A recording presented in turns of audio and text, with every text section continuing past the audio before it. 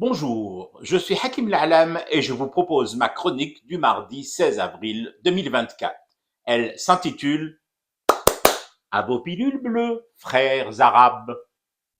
Là, je suis désolé, mais il faut une réunion urgente de la Ligue arabe. Problème de logistique.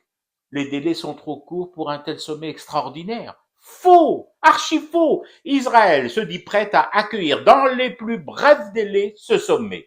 L'entité sioniste propose même 2 sites au moins, 2 lieux hautement sécurisés où les dirigeants arabes se sentiront, comment vous dire, chez eux. Tel Aviv et El-Quds Ouest, la partie est de la ville étant un peu surbookée ces dernières semaines avec des exercices grandeur nature de déplacement humain à grande échelle.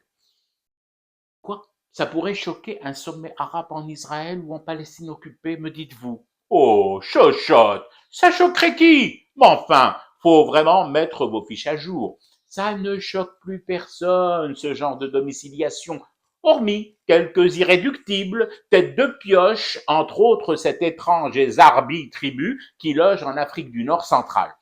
Sinon, pour le reste, pour les restes, dit normal. Et puis, il faut voir le côté pratique des choses.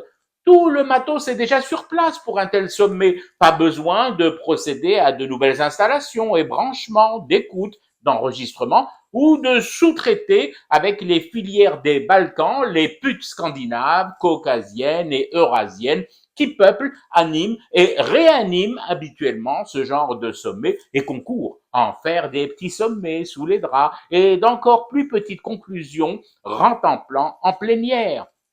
Non, moi je vous le dis, il n'y a que des avantages à tenir un sommet arabe en Israël. Imaginez Bark le nombre de coups de fil que passent les rois, les princes et les présidents arabes en temps dit normal pour informer Israël des menus détails de ce genre de sommet. Astronomique. Bon, c'est pas une question d'argent, bien sûr, l'argent qu'est hamdoul, mais c'est surtout fastidieux. Les frères enturbanés ont tout de même autre chose à faire de leur journée et surtout de leur nuit que de roucouler des confidences à Bibi.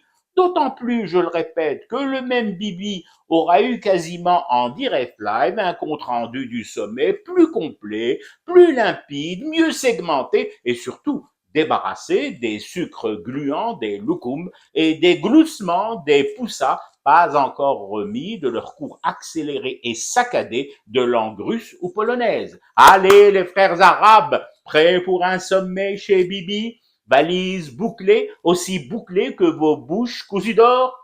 Une dernière vérification de votre barda tout de même. Pourquoi? Mais pour les pilules bleues, voyons. A-t-on vu un sommet arabe aller jusqu'au bout sans pilules bleues? Je fume du thé et je reste éveillé. Le cauchemar continue.